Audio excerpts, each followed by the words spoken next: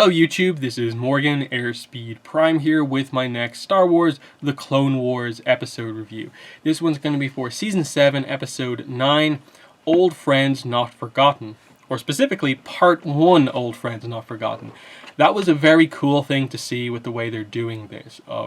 They are putting a lot of importance on this arc with the way they did the opening of getting that Lucasfilm kind of screen, then cutting to the big music that you don't usually hear, saying Part 1 specifically, having the red font and stuff like that, that this is a big arc.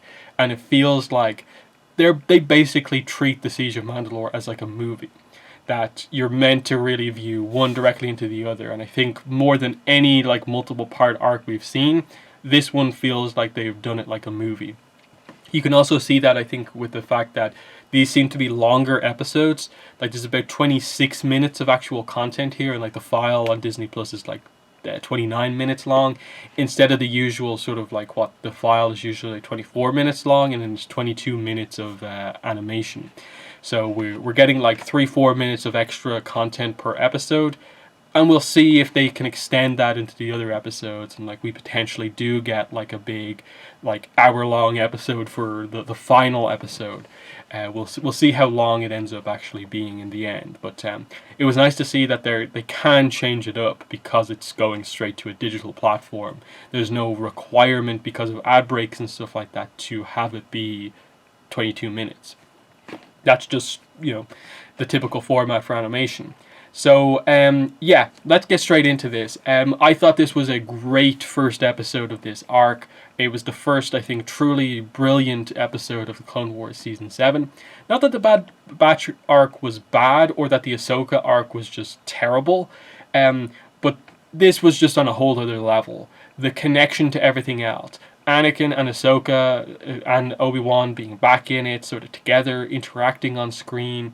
The connections into Revenge of the Sith, as they teased that, as Order 66 becomes more and more teased.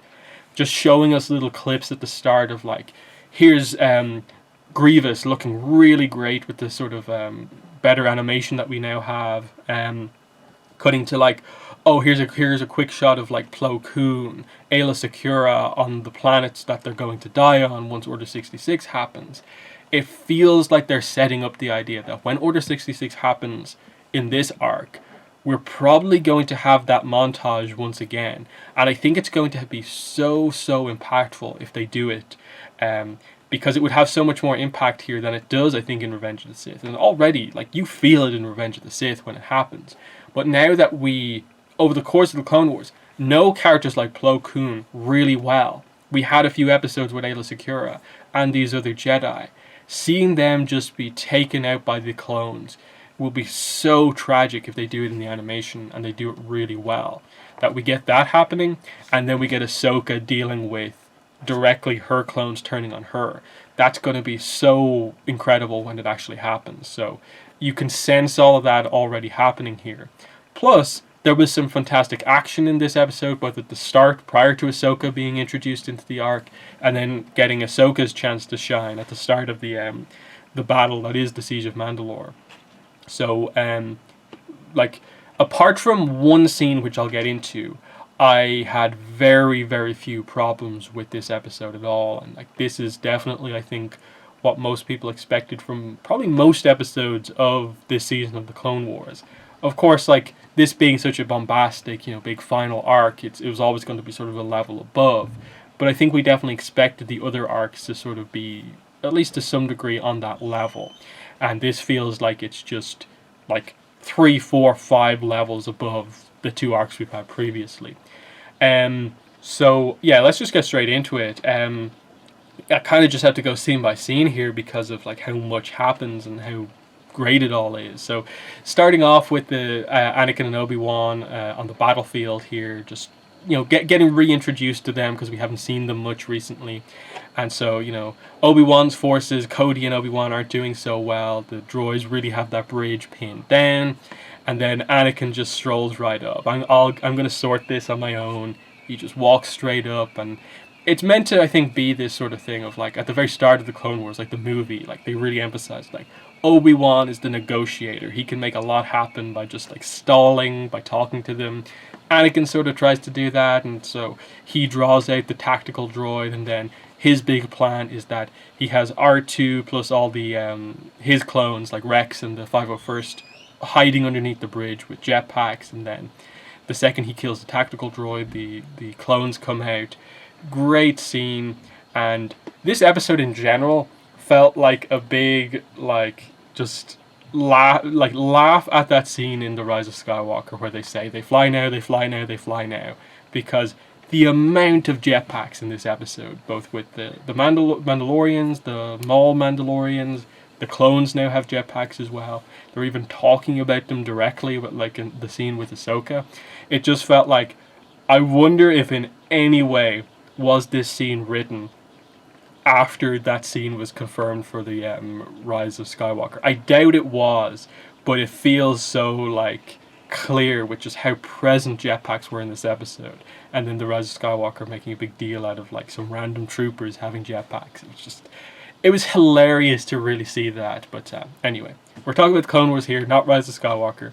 And yeah, that was a great action scene, and just seeing like, yeah, the friendship, the banter between Obi-Wan and Anakin, of just like, yeah, Obi-Wan can really rely on Anakin now. Anakin is truly this like hero of the Clone Wars. Like, look at what he's able to do to just immediately turn the tide of battle with his kind of roguish antics basically on the battlefield. And then they get the call. Fulcrum is called, and you're like, oh, Fulcrum, you know it because of Rebels, but they reveal here that like Saw Gerrera. But we know from Rebels that that's the call sign that Ahsoka goes by, so it was a fantastic connection.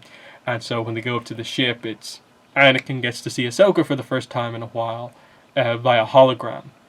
And so they quickly organize the kind of meeting, they kind of land on the ship, and you can sense that excitement from Anakin of like seeing Ahsoka again, and he thinks she's coming back. He thinks that this is Ahsoka rejoining the Order, and it's going to be so great. Like that, it was the will of the Force that she left to have to get this information to come back and so on.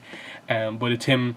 They never really get a chance to, I suppose, properly talk about like, are you coming back or not? Are you staying away? Or are you just here for one thing?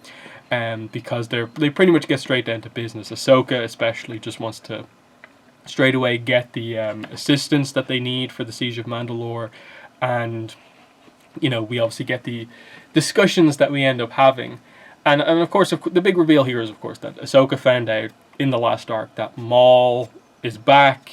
He's doing stuff related to Mandalore, and her with Bo-Katan, they've sort of figured out that he's there, he's in the city. We have to, really stop him here, and that's the whole point.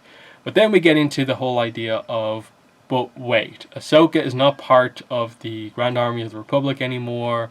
There's other stuff happening in the Clone Wars. Can we even spare the troops to do this battle? And this is where I feel like this was this interesting contrast in the writing of like Obi-Wan and Ahsoka. And I sort of get what they were going for here, but I think they didn't get the writing correct on Ahsoka's point of view. I think they characterized Obi-Wan correctly, but I struggled with what they had Ahsoka say when it came to that discussion, that like disagreement between the two of them. And I think it was multiple factors. Like, I could talk about this for ages because I think it links into just one of the weaker writing points in, like, I think all the Star Wars at this point has been how they choose to write / portray the Jedi, and how they portray, like, what is actually the problem with the Jedi at this point in time. And I think so many writers have tackled this and really struggled to get it right.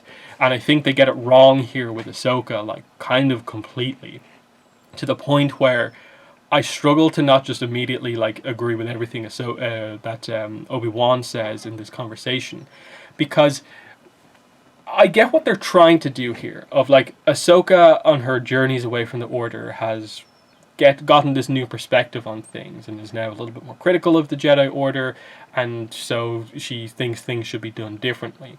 But it's also hard to not just view this as being, I'm now personally invested in this conflict on Mandalore, do everything I want to do.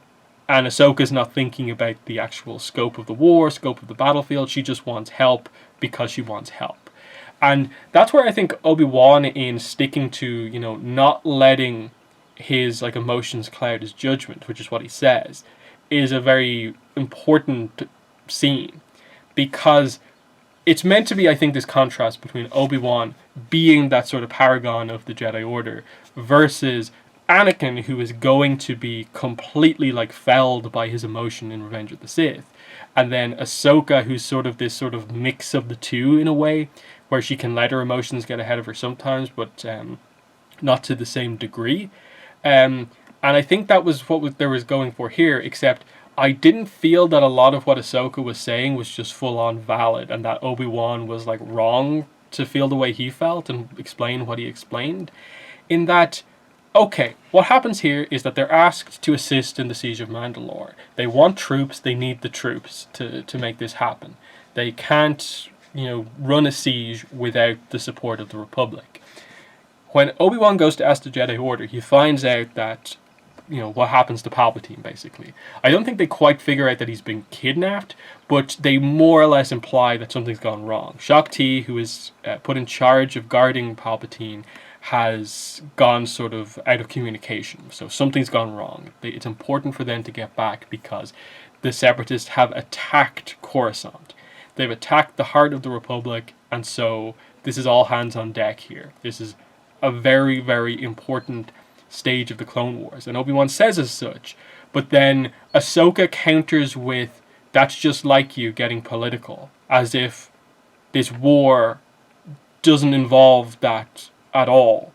And it was kind of like, I know Ahsoka didn't say this, but it felt like she was basically just asking for like Obi-Wan and Anakin to just ignore the attack on Coruscant and just help her, because she feels her view is more important.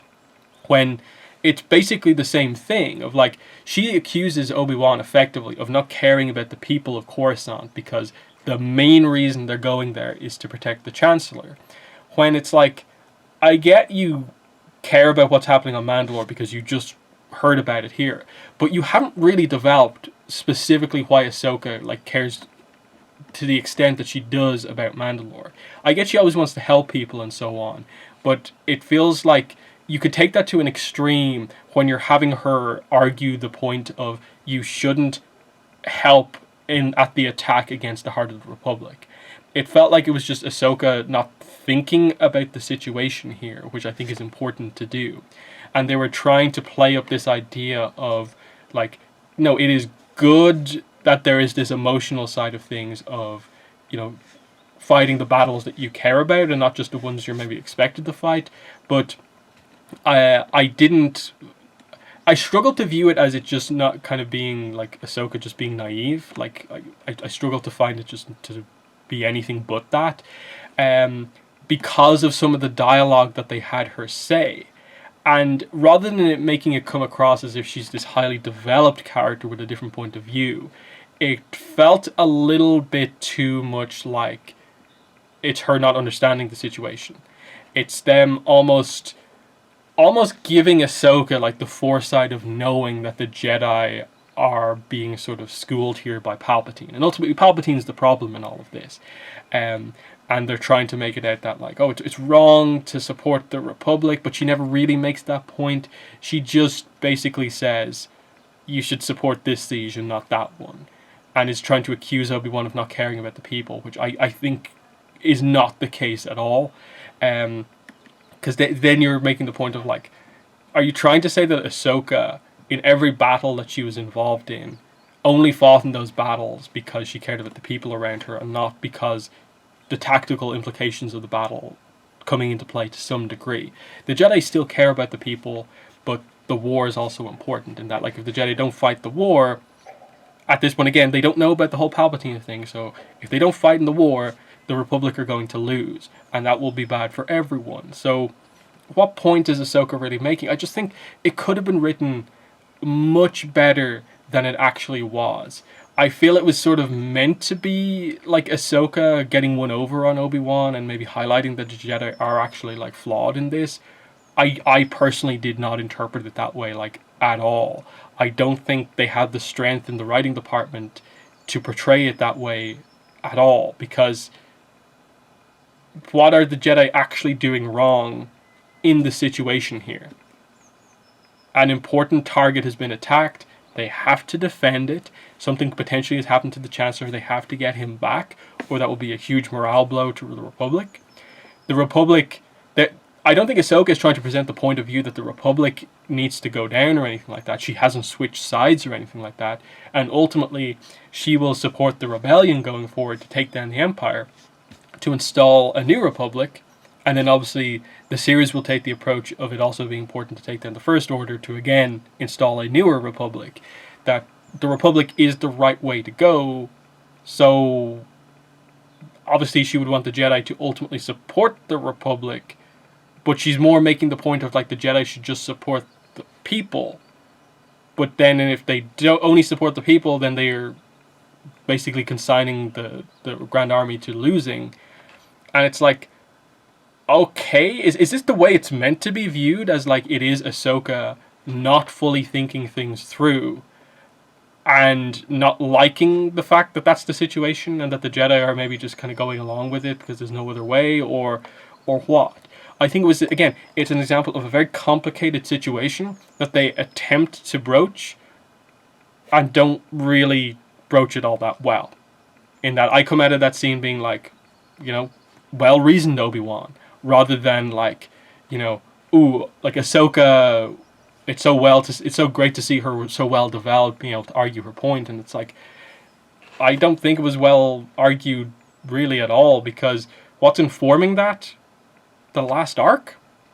Like, what was Ahsoka really asked to consider in the last arc? What did she learn from Rafa and Trace about like the way the Jedi are viewed? It's like they had a personal incident that happened in their lives that happened basically because of the Jedi, and they happened to encounter a Jedi who wasn't the most personable, Luminara. And they learned from Ahsoka that like, oh, helping people is important. But that's not a great like thing to take away from it, with just the idea of like the people will support the Jedi if the Jedi help them personally. Is that the point that's being made? It's just like, unless every individual person gets helped by the Jedi, they can't in any way view the Jedi as being positive. And that's just the whole idea of like, oh, it's bad that the Jedi are participating in the war. Yet if the Jedi dropped out, we'd be in a whole other crazy situation.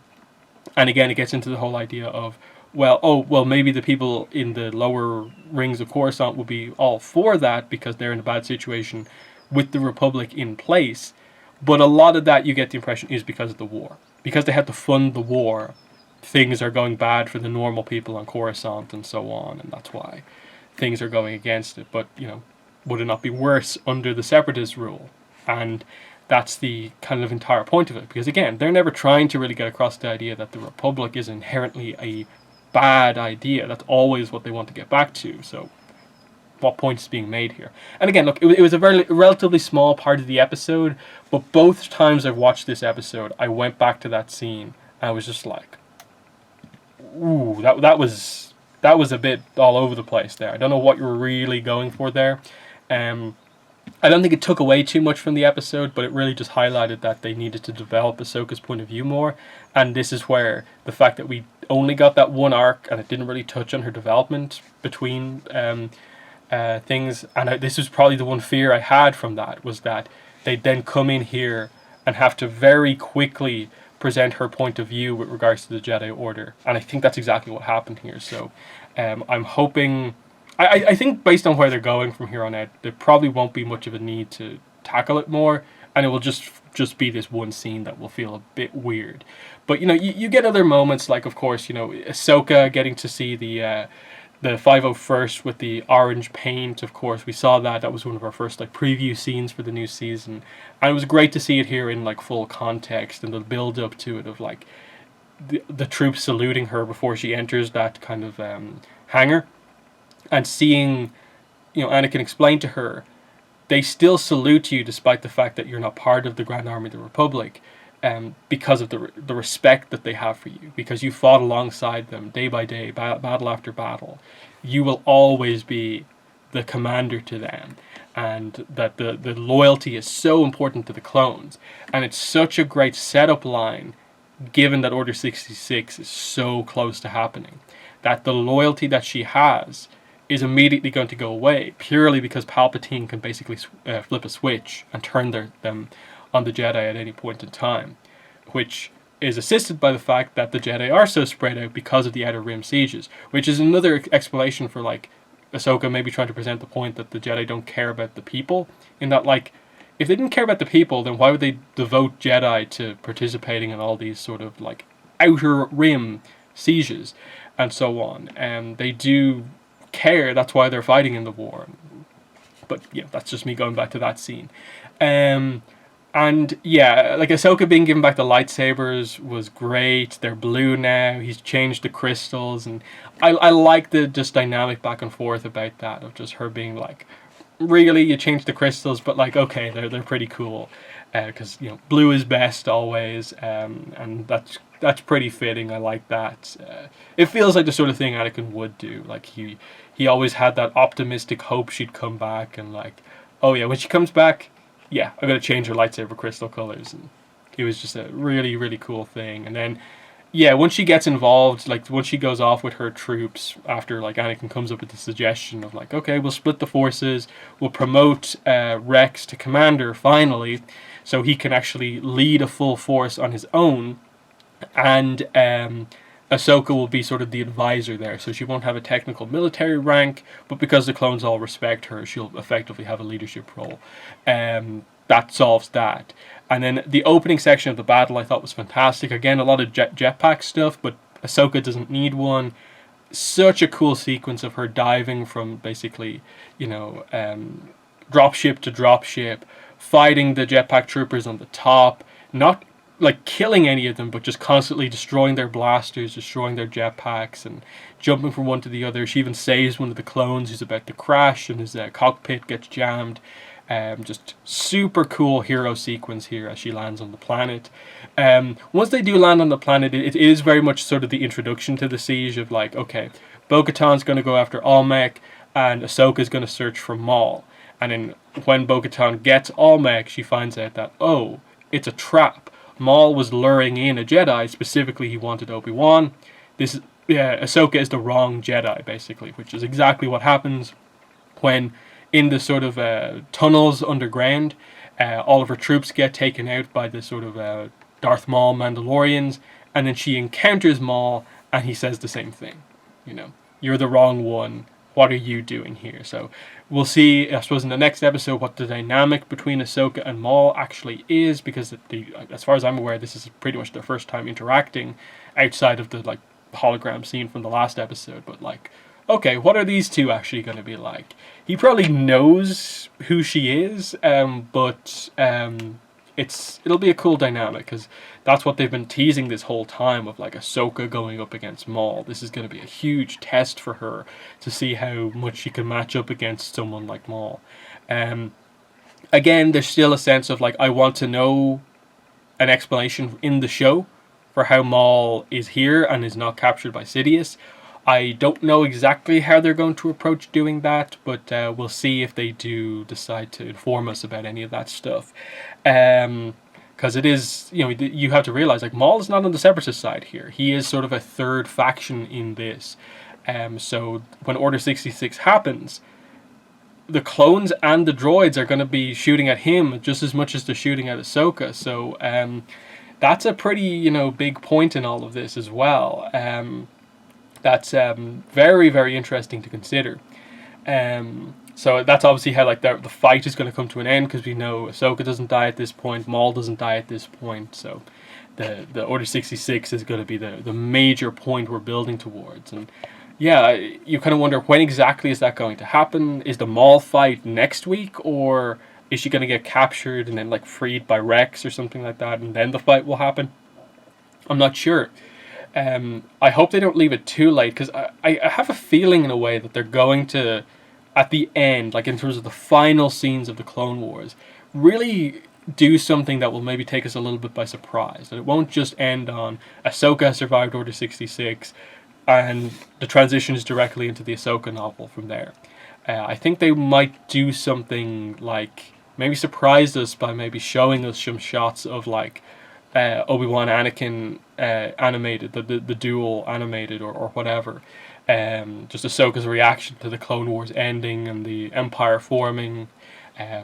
It'll be interesting to see exactly what they do, but again, we have to get, I think, a bit further into this arc before we're able to properly predict how it all happens. So, yeah, that's pretty much my thoughts on the episode overall. Like, it's still just an introduction to the arc. I don't think we've properly gotten into any of the, like, really, really brilliant stuff, but the highlight of this was definitely just the last meeting of Anakin and Ahsoka prior to Anakin being Vader. That was a very, very well done scene of just them saying, Obi-Wan says there is no luck. I thought you otherwise, and she says good luck to him. And they both have that kind of moment as they just have their final looks at each other, and they both kind of are like happy, smiling, they're confident, but there's also a second for both of them where they both kind of go like that. This could be the last time they see each other, and we know it is as the audience. So that was very well done, just to know that this is why Anakin at the start of episode 3 goes into that battle feeling very happy about things, is because Ahsoka has just come back and she's alive and well, doing well. He's just got a chance to meet her again, so that's why Ahsoka is not on Anakin's mind at the start of episode 3, because he has complete confidence that she will get this done. So that helps to explain why Ahsoka doesn't really get focused on in Revenge of the Sith. So I think that was really, really well done. Rex getting his promotion, them emphasizing Rex and Ahsoka's dynamic that little bit more, because when Order 66 hits, that's going to be the key thing. What's Rex done about the inhibitor chip thing in their heads and so on?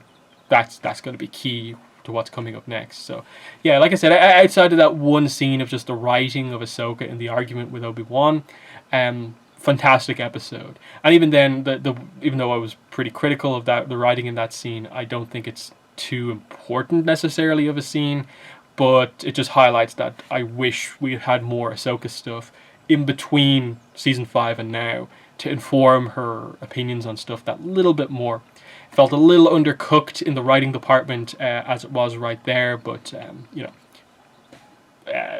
we still get to see Ahsoka shine completely in this episode, and we'll see that in the coming episodes as well. So there are my thoughts on the episode. In the comments, let me know what your thoughts were, but that's been the video. Thanks for watching, and bye.